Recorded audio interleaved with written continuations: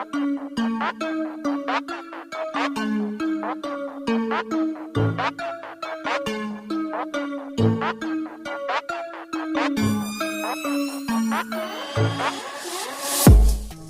semuanya, kembali lagi ke channel yang seadanya ini. Nah, kali ini gue mau ngelanjutin pembahasan light novel dari Shinkanomi, yaitu di volume 9 yang part 6. Tapi sebelumnya gue mau ngucapin dulu minal aidin wal faizin, mohon maaf lahir dan batin. Nah, udah seminggu lebih nih, hampir 2 minggu ya kita libur ngonten. Nah, jadi kali ini gue akan ngelanjutin pembahasannya. Nah, bagi kalian yang baru mampir ke channel ini, alangkah lebih baiknya untuk menonton video sebelumnya dulu biar tahu alur ceritanya. Dan jangan lupa untuk tekan subscribe-nya sebagai bentuk dukungan untuk channel ini ke depannya. Oke, jangan berlama-lama lagi, langsung kita gasken.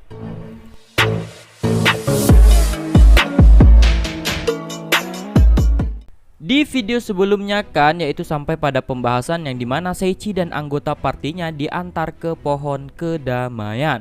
Pohon kedamaian adalah salah satu penginapan yang ada di ibu kota. Nah, setelah sampai di penginapan, Mary langsung menyapa mereka. Mary ini adalah penjaga penginapan tersebut. Mary tertawa joker ketika melihat Seiichi dengan banyak harem. Seiichi yang melihat itu jadi salah tingkah.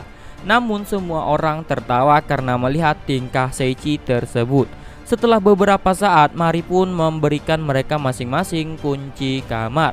Akhirnya mereka pun pergi ke kamar mereka. Namun Al dan yang lainnya pergi keluar sebentar.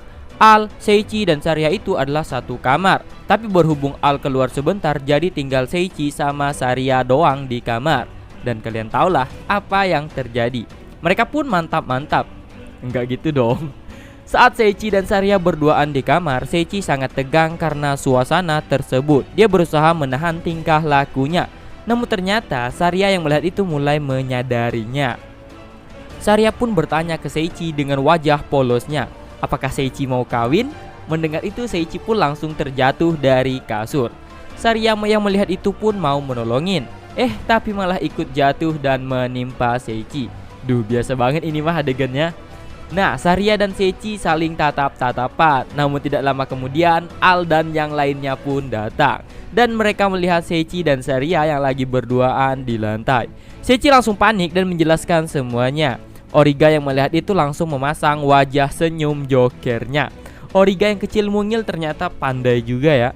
Setelah menjelaskan kejadian tersebut, akhirnya mereka pun paham dengan situasinya. Lalu Helen pun datang nyeletuk. Dia bertanya ke Seiichi kapan dia akan menjadi kuat. Seiichi pun menjawab bahwa Helen akan menjadi kuat dalam waktu yang dekat. Helen bertanya lagi, di tingkat manakah yang akan menjadi target Seiichi untuk memperkuat Helen. Seiichi menjelaskan di tingkat transendental. Mendengar itu, Helen pun menjadi panik karena level transendental adalah level yang tinggi. Tapi setelah beberapa kali berpikir, Helen menyadari juga bahwa level minimal yang ada di party Seiichi semuanya transendental. Atas dasar itulah Helen pun mau mengikuti saran Seiichi. Seiichi pun menjelaskan bahwa mereka akan pergi ke dungeon yang muncul di kerajaan beberapa waktu yang lalu. Dungeon ini tergolong dungeon tingkat bawah karena monsternya lebih kecil levelnya daripada dungeon yang sebelumnya, yaitu yang di tempat Hizora itu ya. Setelah mengetahui level dungeon tersebut, Helen menjadi tenang karena menurutnya untuk apa terus berpikir sedangkan orang terkuat ada di dekatnya. Setelah itu mereka pun kembali ke kamar masing-masing untuk istirahat agar esok pas di dalam dungeon akan kuat.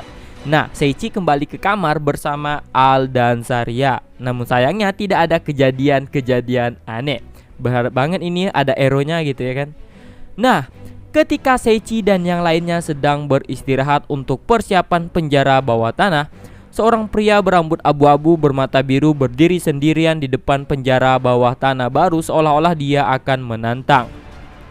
Pria itu tidak memakai senjata apapun seperti pedang dan penampilannya kasar seperti penduduk kota yang ada di mana-mana. Namun, atmosfer yang mengalir di tubuhnya jahat dan niat membunuhnya yang menakutkan pada semua yang disentuhnya. Saat itu selesai, aku akan menghancurkan Terfiel juga. Aku bisa merasakan beberapa tanda yang sepertinya merepotkan. Bertentangan dengan kata-katanya, ekspresinya tampak tenang dan dia menahan kuat. Itulah yang diucapkan oleh pria tersebut. Sosok ini belum diketahui siapa namanya. Ini tapi nanti di dekat-dekat mau ending cerita itu ada namanya ya. Tujuannya adalah untuk mengumpulkan semua harta karun yang ada di dalam dungeon tersebut. Namun muncul suara laki-laki yang mengatakan bahwa itu sangat-sangat cukup untuk persiapan pertempuran yang besar. Dan yang muncul adalah si Yutis. Yutis ini adalah utusan Dewa Setan. Pria itu bertanya ke Yutis apakah Yutis ingin membantunya dalam menangkap penjara bawah tanah itu. Yutis menjawab bahwa tujuannya tidak hanya itu. Tujuannya adalah untuk memberitahu juga bahwa di daerah tersebut ada satu makhluk yang sangat kuat. Tapi pria tersebut mengacuhkan hal itu dan menganggapnya remeh. Namun Yutis memberitahu lagi bahwa pria tersebut tidak bisa mengatakan itu. Faktanya di Terfiel 3 utusan telah dikalahkan sebelumnya. Kalau nggak salah itu namanya siapa ya? Lupa deh. Ada di video-video yang sebelumnya itu. Tapi pria tersebut tetap tidak memperdulikannya. Mendengar itu Yutis pun tersenyum pahit. Yutis menjelaskan ke pria tersebut bahwa mereka juga menangkap ruang bawah tanah dan mereka membawa kembali banyak senjata dari sana. Selain itu, dungeon yang ada di kerajaan dianggap jauh lebih kuat dari dungeon lainnya, padahal kebalikannya ya. Jadi para utusan juga mengharapkan senjata yang bisa didapatkan. Itulah mengapa pria tersebut dipilih untuk menangkap itu dengan mudah. Pria tersebut pun siap membantu jika itu akan menguntungkan bagi Demon God sebagai hasilnya. Pria itu pun menghela napas dan mengatakan satu hal yang mengganggunya, yaitu tentang ketidakpastian yang Yutis katakan sebelumnya. Pria tersebut bertanya apa maksudnya. Yutis yang dikenal sebagai utusan yang paling kuat dan sering senyum tiba-tiba menghilangkan senyumnya yang membuat suasana di tempat tersebut menjadi menakutkan. Kemudian Yutis mengatakan sebuah kejadian ke pria tersebut. Seperti yang Yutis katakan sebelumnya, utusan dikalahkan. Tapi Yutis tidak bisa mengetahui entitas siapa yang mengalahkan mereka. Pria tersebut terkejut mendengar itu. Pria yang mengetahui kemampuan Yutis dengan baik membuka matanya seolah dia tidak bisa mempercayainya. Jika kalian belum tahu tentang kekuatan Yutis, bisa kalian tonton ulang di video sebelumnya. Selain itu, utusan yang menyerang Barbador Magic Academy juga ditangkap. Dan bahkan restu dari Demon God yang seharusnya diberikan kepada orang-orang itu telah menghilang.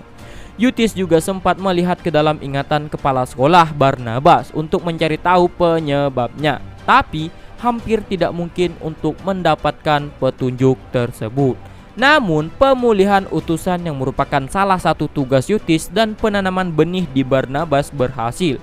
Jadi kekuatan utusan Dewa Setan akan meningkat secara signifikan.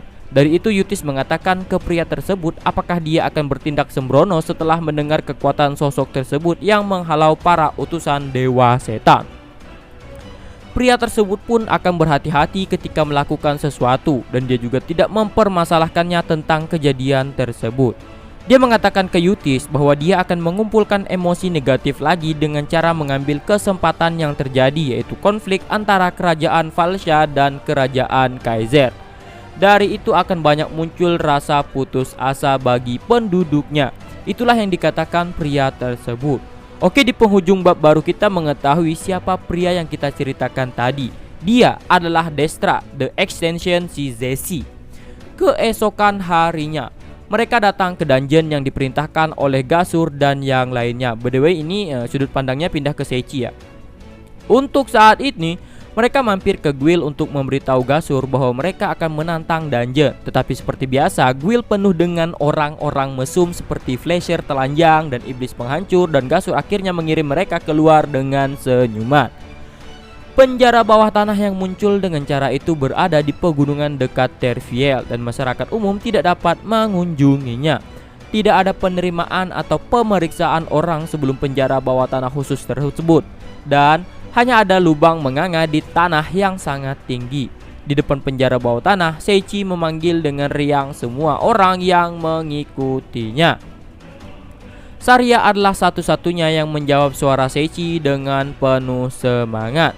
Sedangkan Helen memegangi kepalanya. Dia masih tidak percaya bahwa dia berada di dalam dungeon, karena ini untuk pertama kalinya. Di sisi lain, Lutia menuju untuk bergabung dengan Lucius dan pasukan iblis sekaligus, dan Rurune, Origa, dan Zora pergi menemaninya. Rurune bersikeras bahwa dia akan mengikuti Seichi, tapi dia ditangkap oleh si Origa. dijentikan oleh makanan dan dengan mudah setuju untuk menemaninya. Seperti yang kita tahu, di pikiran Lulune hanya ada makanan. Jadi untuk membantu Helen naik level kali ini hanya ada mereka bertiga, yaitu Seichi, Saria, dan Al. Dengan perasaan yang sedikit tidak meyakinkan, segera setelah dia melangkah ke dalam dungeon, Helen mengencangkan wajahnya. Helen sangat gugup. Seichi terus menasehatinya karena keinginan Seichi adalah membuat Helen menjadi kuat. Namun semakin tinggi level Helen, semakin tinggi statusnya, dan jika Helen bisa menjadi seorang transcendental, maka itu saja sudah menjadi ancaman. Seichi juga menjelaskan terkadang pengalaman tempur dan peningkatan keterampilan menjungkir balikan bahkan perbedaan status. Jika Helen ingin meningkatkan levelnya, itu saja tidak cukup. Seichi juga ingin Helen meningkatkan teknik bertarung atau teknik sihir karena tujuannya adalah untuk berhubungan dengan kekaisaran Kaiser. Jadi mungkin itu tidak cukup menurut Seichi. Saat mendengar pendapat Seichi, Saria memiliki sebuah ide untuk menjelaskan metode latihan yang akan Helen jalani. Dia pun menyuruh Seichi untuk berjalan ke arah depan sendirian. Saat Seichi berjalan ke posisi itu seperti yang diminta oleh Saria, sejumlah besar tombak dari langit-langit keluar. Tanah menjadi lubang dan panah di sisi dinding menyerang sekaligus. Seichi menghindari semua itu dalam postur tubuh yang buruk seperti menarik diri. Al dan Helen panik ketakutan melihat jebakan yang terus bermunculan. Kemudian Saria pun berkata bahwa itulah latihan yang dia maksud. Helen dan Al yang menanggapi itu hanya tersengang. Helen juga mengatakan kalau dia tidak ingin latihan dengan cara seperti itu. Dia ingin latihan dengan cara yang normal. Mengabaikan Seichi yang seperti itu, Helen dan yang lainnya menuju ke dalam dungeon. Sedangkan Seichi ditinggalkan dalam keadaan tersebut. Dia masih menghindari jebakan dan dia pun menangis tanpa sadar sambil mengejar ketiganya. Padahal di tingkat dewal, cuma karena jebakan gitu si Seichi jadi menangis ya. Kesimpulannya, karena tujuan Helen adalah untuk menaikkan levelnya, meskipun levelnya tinggi, mereka menempuh jalan tanpa membantu dalam pertempuran sampai menjadi berbahaya. Sebaliknya, pada dasarnya agar Helen dan monster berada dalam situasi 1 lawan 1, meskipun itu 1 lawan 1, Seichi tidak tahu seberapa jauh Helen bisa pergi. Tapi ketika Helen benar-benar bertarung, Helen melempar monster dengan jurus seperti seni bela diri yang telah dia kuasai dan dia mengalahkannya dengan hati-hati. Bahkan sekarang monster armor mantis level 201 memanfaatkan sepenuhnya 2 pedang besinya melawan belalang besar berwarna besi. Mereka saling bersilangan. Dan akhirnya ketika Helen membalik kembali dari sabit armor mantis, dia memotong kepala armor mantis dengan aliran itu. Dan monster armor mantis menjadi partikel cahaya dan menghilang. Akhirnya Helen pun naik level lagi. Kemudian Seichi meraih kaki monster Killer Hopper level 411, belalang raksasa yang menyerang Seichi saat Helen bertarung. Dan Seichi mengangkatnya terbalik. Tapi untuk beberapa alasan, Helen menatap Seichi dengan dingin karena menurutnya itu sangat-sangat tidak mungkin mengalahkan monster besar cuma pakai 1 tangan doang. Helen memandang Seichi seperti memandang monster tingkat bencana. Bukan monster tingkat bencana lagi tuh, tingkat kiamat kali, nggak tahu juga apa namanya. Saat mereka melewati dungeon seperti itu, Al berhenti tiba-tiba. Dia melihat jejak kaki. Al bercongkok di tempat dan memeriksa tanah. Seichi juga melihatnya dengan cara yang sama, tapi Seichi tidak bisa melihat jejak kaki yang dikatakan oleh Al. Al pun mengatakan kalau itu bukanlah jejak monster melainkan jejak manusia. Nah, itu ada di cerita awal yang tadi, di mana yang munculnya kultus dewa setan si Yutis sama si Destra kalau nggak salah. Al, Saria, dan Helen bisa melihat jejak kaki tersebut. Hanya Seichi sendiri yang tidak bisa melihatnya. Tidak peduli bagaimana Seichi melihatnya, itu hanya tanah batu. Kemudian Al yang memperhatikan penampilan Seichi sangat takjub, kemudian menyuruh Seichi untuk menyentuh tanah. Ketika Seichi menyentuh tanah dengan tepat agar tidak tersadar dengan putus asa, suara tidak menyenangkan terdengar dan pijakan tiba-tiba menghilang. Ternyata yang muncul adalah jebakan. Seichi memutar tubuhnya dengan gerakan yang menarik diri dan Seichi menghindari jebakan dengan udara sebagai perancang. Helen yang melihat aksi Seichi tersebut dibuat tercengang dan dia bertanya ke Seichi, mengapa Seichi dapat menghindari jebakan maut seketika meskipun Seichi tidak tahu jejak kakinya. Sebaliknya, mengapa Seichi tahu bahwa itu adalah jejak kaki? Seichi di sini terdiam karena Seichi juga nggak tahu dengan apa yang barusan terjadi. Ketika Seichi menemukan masalah baru, Seichi bertanya kepada Al, kenapa Al peduli dengan jejak kaki tersebut. Menurut Seichi bahwa Gasur dan yang lainnya mungkin pernah ke lokasi pada satu waktu, dan itu tidak aneh. Seichi menyimpulkan itu adalah jejak kaki mereka. Tapi Al mengatakan berbeda. Jejak kaki tersebut relatif baru. Selain itu, penjara bawah tanah tersebut pernah diteliti oleh Gasur dan yang lainnya, seperti yang dikatakan oleh Seichi, dan mereka pasti menilai ini berbahaya. Tidak ada pengintai khusus di dekat pintu masuk, tetapi informasi secara alami akan dikirim ke para petualang Terviel, dan tidak mungkin orang-orang itu akan berkunjung. Seichi beranggapan bahwa orang perusak itu selalu ada, dan itu seperti tantangan bagi seseorang. Al berpikir bahwa itu mungkin dari segi kepribadiannya. Tapi Seichi dan yang lainnya baru saja melihat di Guild sebelum mereka datang ke lokasi, yaitu kalau orang-orang yang ada di Guild itu tidak ngapa-ngapain gitu. Jadi itu bukan dari petualang. Itulah yang disimpulkan oleh Al. Karena itulah di penjara bawah tanah tersebut masih ada pemilik jejak kaki tersebut. Al melototi jejak kaki di tanah dengan wajah yang sulit. Tapi dia tidak mau memikirkan itu terlalu lama. Dia pun membimbing Helen untuk menemukan item yang bisa Helen pakai agar menjadi kuat. Mereka pun makin masuk ke dalam dungeon. Ketika Seichi dan yang lainnya berhasil berjalan melalui ruang bawah tanah, Destra the Extension Zesi dari kultus Dewa Setan berjalan dengan santai di ruang bawah tanah.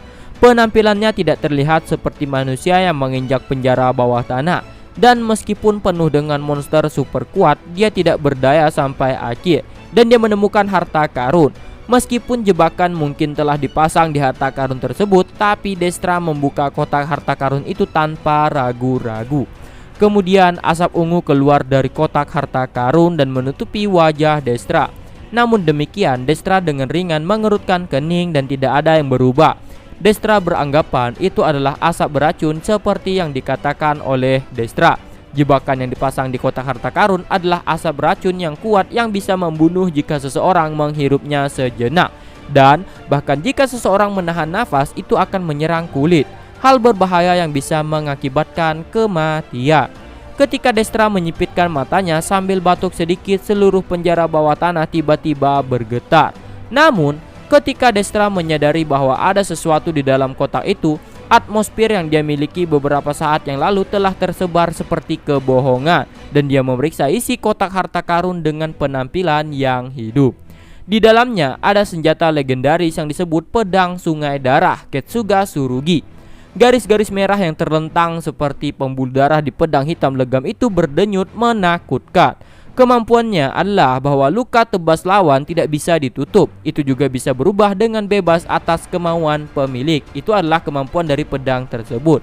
Destra yang membaca kemampuan senjata menggunakan skill appraisalnya memiliki senyum puas dan jahat. Dengan suasana hati Destra yang baik, guncangan seluruh penjara bawah tanah juga mereda. Kemudian Destra yang sedang melihat pedang dan bermain-main, sebuah monster assassin spider level 789 yang menghapus keberadaannya yang telah menghadapinya dan menempel ke langit-langit saat jatuh di belakang Destra tanpa suara, dan ketika menyerang apa adanya seketika the assassin spider mati. Jadi tuh instan aja gitu, langsung mati. Dan Destra berbalik seolah-olah dia baru saja memperhatikan spider assassin. Dan juga seolah-olah dia tahu bahwa segala sesuatu yang menyerangnya akan mati secara alami tanpa merasakannya. Destra mengucapkan seperti itu. Kok Destra sih? Destra maksudnya ya. Dia mengabaikan mayat assassin spider yang mati tanpa mengetahui alasannya dan mencoba melangkah lebih jauh. Tetapi Destra tiba-tiba berhenti. Dan kemudian melihat ke ujung jalan yang dia ikuti, dia menyadari sesuatu. Destra tidak pernah menyangka bahwa orang akan datang ke tempat seperti itu. Akan merepotkan jika mereka melihat Destra. Itulah anggapan Destra. Dan dia bisa mengumpulkan mereka di dalam dungeon. Tapi itu akan membuat Yutis marah.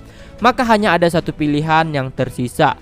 Destra mengatakannya dan memegang telapak tangannya ke ujung jalan, dan dia mencoba melakukan sesuatu. Destra bisa saja membunuh mereka, tapi dia tetap ingin melihat wajah sekarat mereka.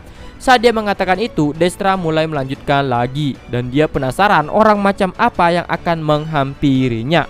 Destra nggak tahu kalau orang yang akan menghampirinya adalah seseorang yang berada di level dewa. Dengan demikian, pertemuan antara Destra dan Seichi dan yang lainnya semakin dekat. Dan fakta bahwa Destra mendekati mereka di sini tidak pernah pergi. Bagi Destra itu adalah akhir dari segalanya. Nah, mungkin segini dulu untuk video kali ini. Nggak sabar kan kalian menunggu pertarungan antara Seichi melawan Destra. Lagi-lagi badut dari kultus Dewa Setan bertarung melawan Seichi. Namun si Destra ini sedikit berbeda daripada lawan-lawan sebelumnya. Maksudnya sedikit berbeda daripada para utusan-utusan yang sebelumnya. Destra itu agak cukup kuat ya.